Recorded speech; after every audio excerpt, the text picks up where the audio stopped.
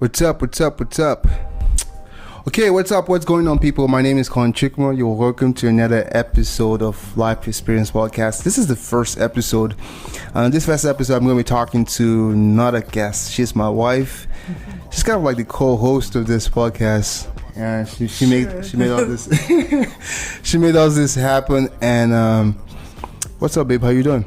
I'm great. How are you? I'm good.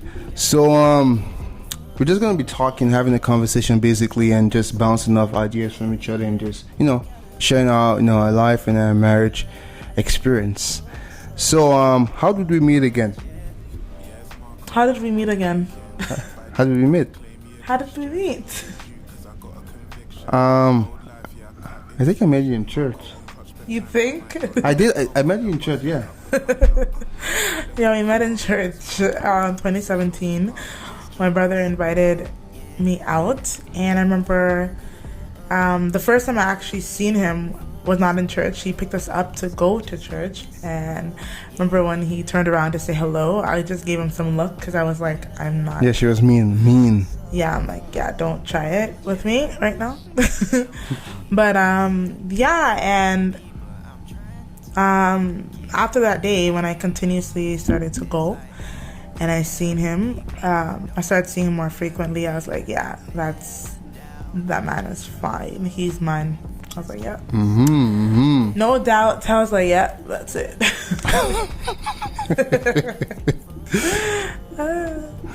So I believe I met you in church. Why I got to know you more was when I was dropping you off at the subway station on James Street. Yeah. Or you dropped me home. I dropped you home, yeah. So I was driving all the way downtown because I was trying to get to know this girl, and that was like a main gasoline there. But if you're willing to know someone, you go the length to get to know them. And she was a very interesting person, and a lot of single guys ask me, how do you know she's the one? There's a personality that stands out, a bunch of personality or characteristics in that person that stands out, and you say, okay, that is what I'm looking for. I think for her, I keep telling her every time was that she was very, very selfless. A very selfless person. Man, I'm like, this is the person I want, having my babies, raising my children. I can trust our household in her hands, and she will make sure she can take care of everyone and make sure everybody's good. And that's the quality I was looking for in a person, and I found it in her. I was like, okay, yeah, there's a day that she went out. I think she went to a baby shower, and she brought me food.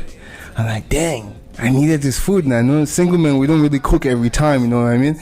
And she brought me the food, and I was like, dang, wow, she's the one. She has to be. I have to wipe this woman. You know what I mean? Well, yeah, that's how we met. Then we got married. The same year, and rest is history. So pregnancy, I wasn't carrying the baby. You were carrying the baby. We have a son. His name is Noah. He's 2. So pregnancy. How was the for me? I was just like, yeah. But I was carrying the baby, not you. So shouldn't I go first? Yeah, you should. Yeah, go first. Pregnancy was different, obviously. You're carrying another human inside of you, right? And I got pregnant when I was young, right? So it was quite different for me, especially because of the responsibility that I had to take on. It was very, how can I say it? It was life-changing. It made me, I guess, learn more about myself, because I had to really listen to my body. And because when you're pregnant, your body changes, right? So I wasn't able to eat certain things. Like, for example, I wasn't able to eat like tomatoes, anything that was acidic. So like tomatoes, ketchup, oranges. And if you know me, I love my condiments. I love extra ketchup. I love extra whatever. So I wasn't able to do any of that anymore because it would just come out. And just that, and then other stuff too, like standing for long periods of time consistently, not being able to sleep how you want, honestly, I enjoyed the cravings in the night. Like, I mean, I loved those McDonald's runs. And, 4 a.m. in the morning. Babe, can we get McDonald's? I'm hungry. 4 a.m., man. Listen, when I was pregnant, I was actually still working. And I was doing, I worked all up until, like, 2 weeks or 3 weeks before he was born. Wow. And... Yeah, that's true. And I used to do overnight twice a week, right? And I finished at 4 a.m. So every time after my shift, I needed food. I couldn't. That was the only thing that would like. Yeah. Like I'll go pick you up in the night. Yeah. Then I'll go pick you up. I'll drop you off in the night after I'm done work. Then I'll come pick you up in the morning. I always have my alarm on around 3:30 in the morning. Yeah, because I finished at 4. Sometimes 5, depending on the night. Yeah, so I finished. The reason why she was working those hours because you were trying to make up those hours for the what do you call it? Mat leave. Mat leave, yeah. So because she was behind and she had to. Our boss was just.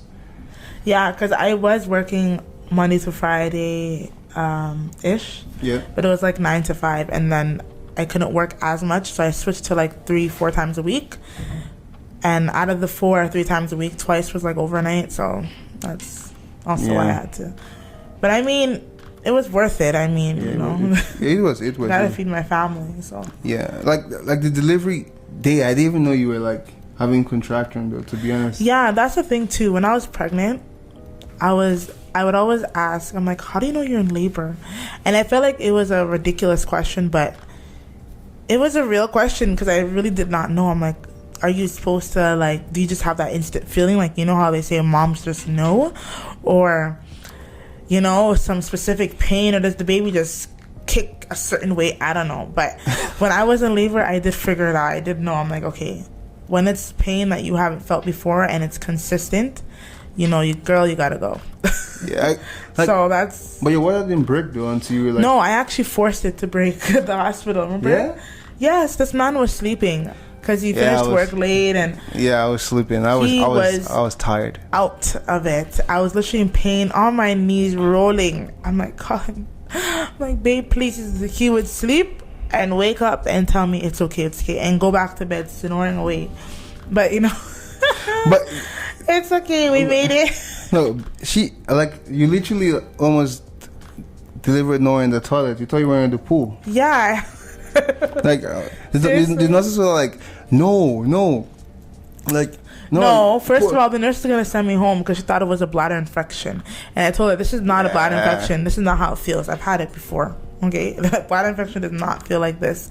So yeah, and because I thought I had to poo, I basically forced my water to break because I was pushing so much, and it broke. Oh man! And right away, I had to. When she told me the wire broke, then I became more alive. Yeah. He was like, okay, I got it. Yeah. Let's go. Actually, I was. He was like alert. I was attentive though. Yeah. Yeah. But not all the way though. I know. Not all the way. I'm sorry about that. Yeah. And the second baby, we will. Yeah. Okay.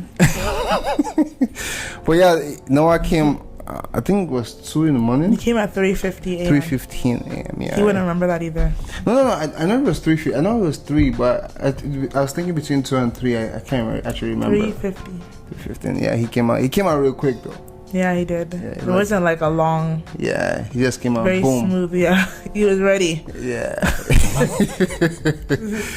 But yeah, that was the pregnancy. We're gonna kind of like switch gears here, and we're gonna talk about serving in marriage. I feel there's a definition of serving says giving your spouse what they need in spite of what you want or need or understand. For me, that definition is correct.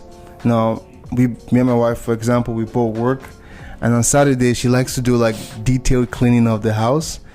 I'm not a fan of detailed cleaning of the house. I just like to clean 1-2 things, and I'm done. But she likes to like lift the couch up, vacuum, clean, that kind of cleaning, you know what I mean? That takes like 3 hours to get done. I'm not a fan of what? The windows. The windows too. She likes to like spray some stuff on the windows, then clean, wipe it down, and yeah, I'm not a fan of that. But she loves it, and I know I have to put put myself in there and help her out to make it easier for her to do. At the beginning, I used to grumble about that, but now I kind of like I get used to it and just do it anyways, with love and care. You know what I mean? Yeah, I can give an example too. Me serving him, because as a wife, as a wife, I am called to be my husband's helper, right? So, example I can give for serving for me would be, he loves his pork, so ribs, pork chops, stuff like that. I'm not too much of a fan, but regardless if I'm a fan or not, I will still make him a full-on dinner that has that stuff in it, and I won't eat it, but I'll make something small on the side, even if that requires me just being in the kitchen a little longer. As long as he has a meal that he enjoys, then I'm okay with it. but babe, I think we went to some barbecue and someone made pork on the grill, but you loved it though. Yeah, it depends. Like, I feel like if it's on a grill, I would probably eat it. And if it's Angelica's ribs. Angelica is a lady in our church who is a very good cook. So yeah, she's. Yeah. So I eat her pork. That's about it. But like, if I'm making it myself or whatnot, or if I'm going to a restaurant, I wouldn't order something like that. At least it's like 10%, 5% chance. Especially if I'm paying money for it. No. That's so picky. Yeah, why are you so picky though? I don't actually like when it comes to certain food, I'm picky. Like, if it's not made a certain way, I have an issue. That's kind of like a good transition now into this one, date night. I'm not really good at date night. She loves date night. No, that's one of our love language. She loves to explore. She loves to spend time. Quality time. Phones off, talking. Yep. Lovey-dovey. But you know what I mean. But yeah, that's her own time. I'm not really a fan of. That's not my love language, to be honest. And but I still do it anyways because she loves it. And I end up enjoying it at the end of the day because I know. No, but you need date nights to make a marriage. Yes, I know, babe. Why are you saying like you still do it? Because yeah, I but you love to do it like once every month. But I didn't. You know what I mean? Mm-hmm. But I love it now though. I love it now because we'll go out, eat, and talk. You know what I mean? Mm-hmm.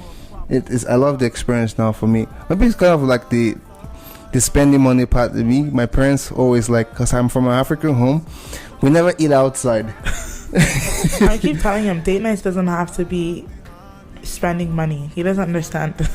Like, it can just be something simple. It doesn't have to be spending money. It can just be going on a walk or just doing an activity together in the house. That doesn't look like the typical. That doesn't matter. What's typical out there is not necessarily typical for us. But Hollywood portray this thing as... Hollywood is not something that we should be looking at as an example.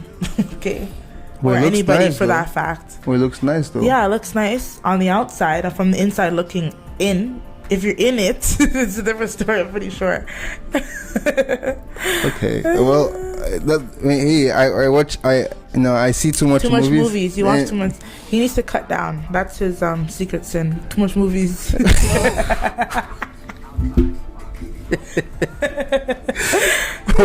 What? Secret sin? Another new movie was Secret Sin. Holy. Like, I I kind of like watch movies and read books to actually take me to places or countries that I've never been there before. I understand you. I actually like see, okay, this, you know what I mean? I'm just playing. Okay, whatever. Ish. Yeah, yeah. She wants a $200 steak, right? I don't. I wouldn't eat steak for $200. What? Really? Like I said, I wouldn't pay $1,000 for a steak. I'd rather eat it raw. I'm not paying that much money for steak. Sorry. Okay. I literally wouldn't eat it raw, but I mean, like, I would rather not eat it at all. Like, I'm not gonna spend $1,000 on steak. So this kind of like a good transition, babe. Like, what are my bad habits? Like, because some people have this, like, I know people are young, some people who are like single, who are aspiring to get married, and they're like, oh, I'm marrying this girl, she's so perfect. Oh man, I don't think she even poos.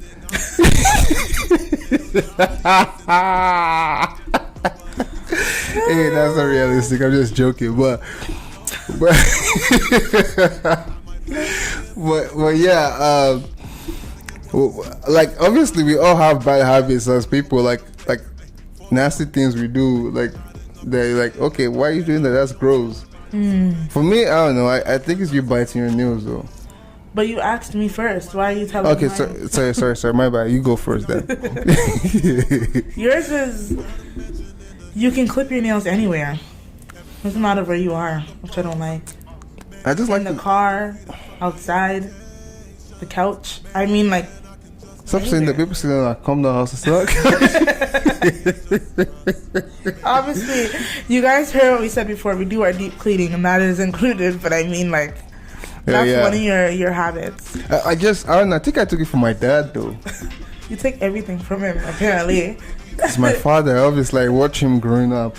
Yeah. My dad loved cutting his nails. Like, every morning he just, like, Saturday, because our nails grow really long, quick. So he just, like, sits down at the balcony and just, like, cutting his nails. I'm like, oh, that's... Then I just pick it up, like, subconsciously, kind of. But yeah, I think, yeah. Like me, it's biting my nails. Yeah, I don't like it. I don't like it. It's just weird. I don't eat them, okay, guys? I know. You don't have to. Noah picks it up now, though. Noah will do it as a joke, but that joke is not gonna. It's gonna turn into an actual habit, which I need to stop doing myself. Because he'll joke around. He'll be like, "Mommy," and he'll like pretend to bite his nails, and then he'll spit it out. Or sorry, not literally spit it out, but he'll, like, whatever. But that kid is getting smart though. I know. That's crazy. Yeah, he watches everything that we do. So yeah, that's crazy. We have to be careful. Habits have to change. There's one thing that you were doing early in the marriage I never really like, was why do you tie headscarf in the house? I think that's normal for every person. Every Caribbean or African culture. But why do you do it though? That my mom did it. I never liked it. Like, I wasn't married to her, so I didn't care. Well, if my hair is not done, I'll just tie it. Honestly, it's just something that I picked up from when I was younger. And even so, if my hair is done, to keep it neat, tie your head down. But it doesn't look nice or sexy. Well, when I take it off, I do, right? So yeah, you do, but okay. but don't you want my hair to look nice? Honestly, I think it's an unrealistic thing for me. I think it's an unrealistic standard for me though, because I'm like, I want my wife to be like. So you see some ladies when they get home, especially, I don't know, maybe majority of the black women. Sorry, I'm being my bad, but they tie this scarf at home. I saw a meme at home. They look somehow, and then when they're going out, they look elite. I'm like, how? So, but we see you most of the time at home. Why do we get to see the not so good part? That is the good part. That is the root of who we are when we're outside. Oh my god! Oh man! But is the it root has to be strong? It has to, But is it possible to stop now? Or it's just a thing? It's just a thing, to be honest. Like, why? What's wrong with wearing a headscarf? You're gonna go to sleep. It's just something that I've personally grown up doing. You have your hair done, you tie it down. If your hair's not done, you wear a bonnet, or I just tie it down I just like it that way. I don't like seeing my hair like everywhere. Sometimes, I don't care. I just leave it for the most part. All right, so we're gonna switch gears to a very sensitive topic. Here, we're gonna talk about our conflicts. Why do you think we have conflict during our marriage? Why do you think earlier it was bad earlier on, but it got better? As we got to know each other better. Why do you think we have conflict in the marriage? Well, it's bound to happen. Really? Yeah, like you're gonna have disagreements. I think honestly, I think it's selfishness though. Yeah, of course. But you're asking why, and yeah, you talk. Okay, you talk. My bad. Yeah. I agree with you. Yes, that can be one. Another one I would say would be,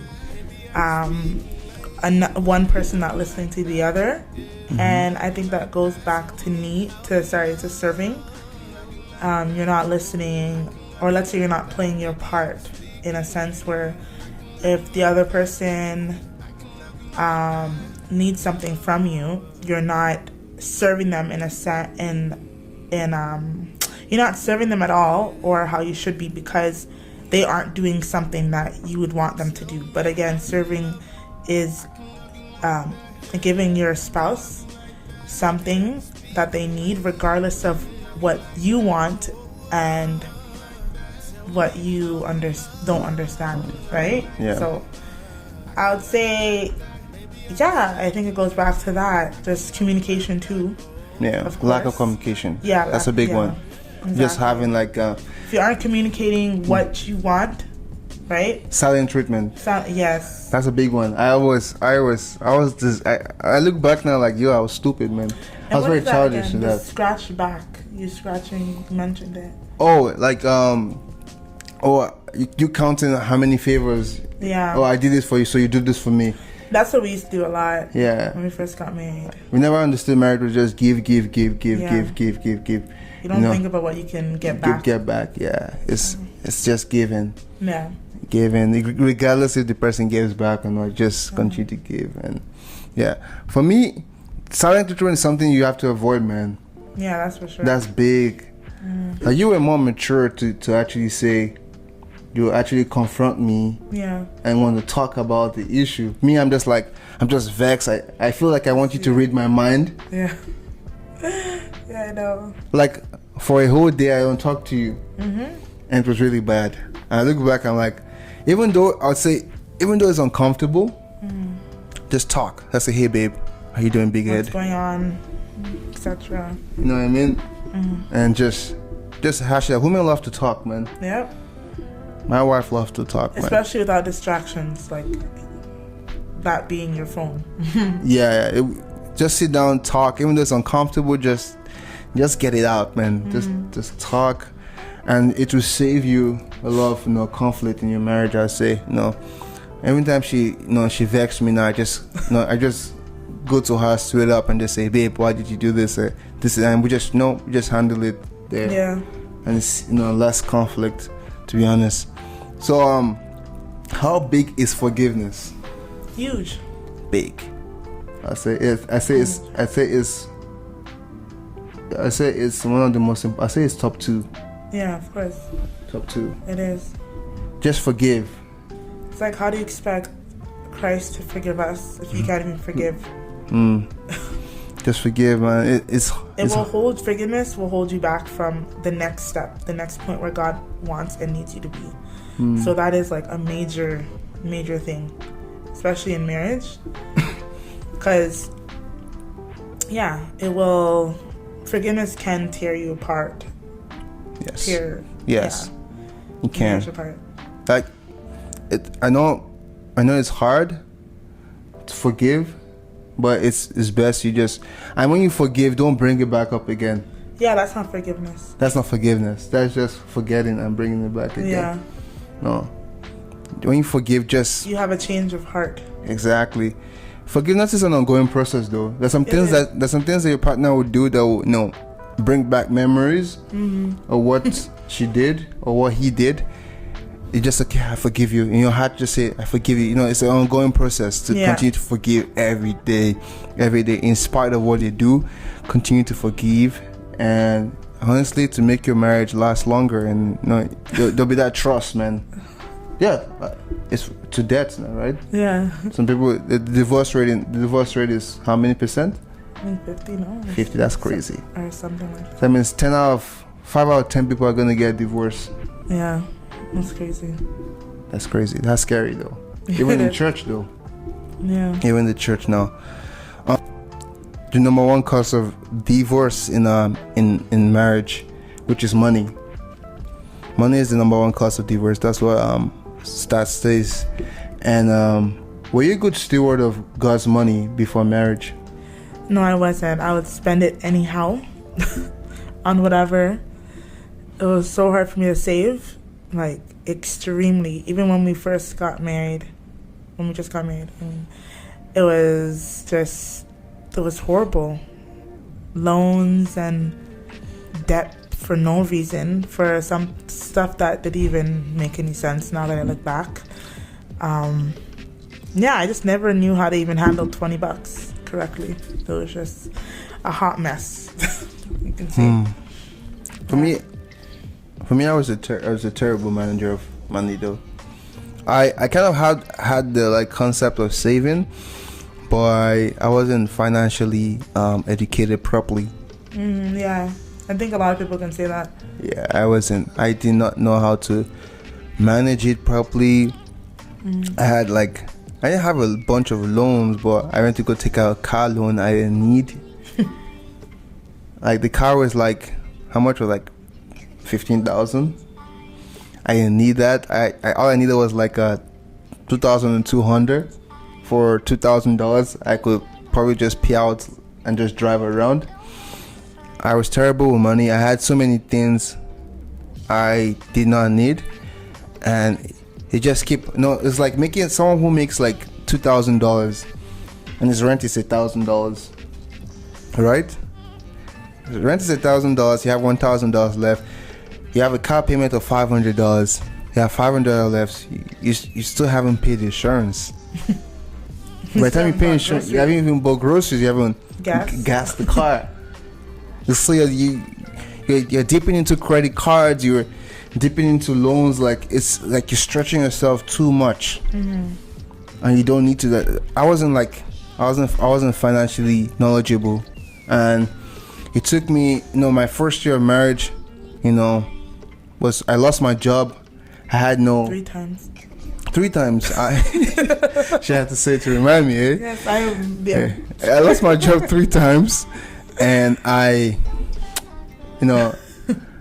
had no savings. Yeah. I'll say, hey, that's every single guy who's aspiring to get married. Please, brother, have 3 to 6 months worth of expense in your account somewhere, some accounts. Just have it, because anything can happen. No. I broke my ankle. She broke your ankle. Have to stay home. Yeah, that was to take care of her for how many months? I couldn't work. Assist me, because I was still doing. Yeah, but the first 2-3 weeks. The first 2-3 years, you could barely do anything. You were on the couch, in the couch all day. Man, it was horrible. It was so hard. And we had a 5. No, it was how many months then? It was 5-6 months old. Man, it was rough. So anything can happen, man. You can. So just have 3 to 6 months worth of expense saved up in the account. So in case of emergency like that, things happening, you have to stop working, you have to come home, take care of your wife. It gives you that kind of insurance, and that that insurance, that backup. I would say just have it. I didn't have it, and it caused a lot of problem for me in my marriage. It put so much pressure on my young marriage, and I was struggling, to be honest. So I say, man, brother, have it saved up. If you don't have that saved up, man, don't talk about marriage, man. Just stay far from it. Just have that saved up, then make sure you're financially backed up properly, because anything can happen. But yeah, I wasn't good with money, so I had to read books. One book I would recommend for you guys to read is The Total Money Makeover. So it's by Dave Ramsey. I read that book, and that book changed my whole life. Going to the second year of my marriage, things became better. I began to manage my funds properly, began to pay out my debts. We're almost done paying our debt. Yeah. Almost. Very close. Very close. And that's the goal, paying off all those debts and start saving for the future, for a home eventually. And yeah, God is doing good. Everything is great. Thank God for that. So I'm a guy with a great sense of humor. Yeah. I love to laugh. I never took anything serious. No, he didn't. But I think laughter is very important in marriage, though. Of course it is. In any relationship. Babe, you were very serious, though. Yeah, now I feel like it's like the opposite. Now I'm not so serious. Yeah, now you're not so serious. And you're too serious. Like, you're too... No. No, that's not how I sound, though. Close. Whatever. But yeah, I think, I've seen so many things in my life, and I just I know myself. I'm a very sensitive guy. I'm too sensitive sometimes. I used to be very sensitive, but so some things when I think this is probably the one to say, but I'll say it. As early in the marriage, because I love my wife so much. There's things she would do to me, then I'll start getting mad. I'll start crying. I'm like, yo, babe, I love you. Why are you doing this to me, man? But well, now I don't cry anymore, man. I'm like, yeah, whatever, do your thing. Hey, so I think laughter is very important in marriage. Now, I've seen so many things in my life, and sometimes I just laugh most of the time, just to ease the pressure. Ease the pressure, Yeah, ease the pressure. Why take things too serious? We're not all gonna make it alive at the end of the day. We're gonna die someday. You know what I mean? Nothing's gonna come with us. Exactly. So I feel it's very important to laugh at things. Just laugh, enjoy the moment, have a great sense of humor in marriage, because it will help the marriage. To be honest, that's all I'd say about that. Have anything to say about laughter? No? You see, you're still serious. I'm always smiling, so not always, but 85 to 90% of the time. Even if something's serious, I'm gonna be smiling, but just know I'm taking it serious. It's just my personality. Yeah, it's my personality. I just smile. I knew there was something behind that smile, though. You already knew that. Yeah, I knew. I always knew. When we just met, she was always smiling. I'm like, oh shoot, she has a beautiful smile. Okay, so last thing we're going to talk about is the future. When knowing that we're going to be in October, we're going to be married for 3 years. How do you feel, though? Do you feel like we'll be married for 3 years? How long do you think? How does it feel? How long do you feel we'll be married for? Yeah, I think it does feel like the years, but I think that's because because there's been so much stuff that's happened. I've actually been counting the not in like a bad way. I've been counting, keeping track, but it's because I broke my leg and etc. The job stuff. I'm just okay, 2018, and this is 2019, 2020. So, but it honestly does feel like we've been married for at least 5 years. I think longer. I feel 5 years, so 5-6 years. Yeah, I think I think minimum 5 years. 6 yeah, years. It feels like that. I know it's just a year extra, but that's a lot extra. Yeah. I think 5 years or so. Just because now I feel like compared to a year ago, where we have come, where God has brought us, and then how much we know each other now. Yeah. And everything is just it feels like it's been longer than what it is. Yeah. Honestly, it's funny what a year can, or 2 years can bring. You know what I mean? Even a year. A year, yeah. It's a year. Yeah, I know. It's crazy how much we have grown with each other. Like I just know this woman, man. Like she is she's an amazing woman. So yeah, it's been amazing. It's been an amazing journey, you know. It has.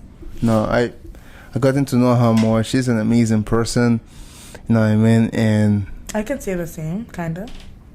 Why do you have to put that kind of? That's like a butt. Okay, you want to crush it out now? What's it? That there, I'm just joking. Just stop cutting your nails everywhere. Stop biting your nails too. Yeah. But yeah, thanks, babe, for jumping on this. You know what I mean? Just having a conversation with you. This felt actually very refreshing doing this with you. Thank you for joining the podcast, even though you co-own this podcast. I don't co-own anything. Yeah, it's your money we're using buying all these things. Okay, yeah, true. So you own it. So if you decide to just my mic, if I decide to pick up, I'm picking this with me. Yeah. Picking this mic up, and we're going out there. What are you trying to say? You leaving me now? No, of course not. Okay. You're stuck with me. I'm stuck with you, baby.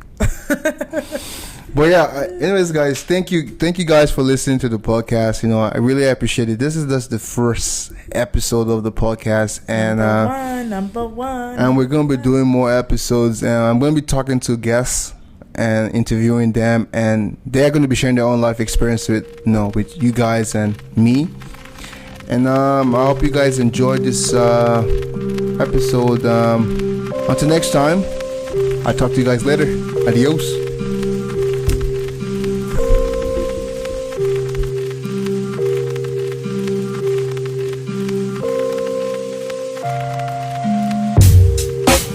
Lead us not into temptation, but deliver us, Lord. Here we go again. Can you tell me what your heart is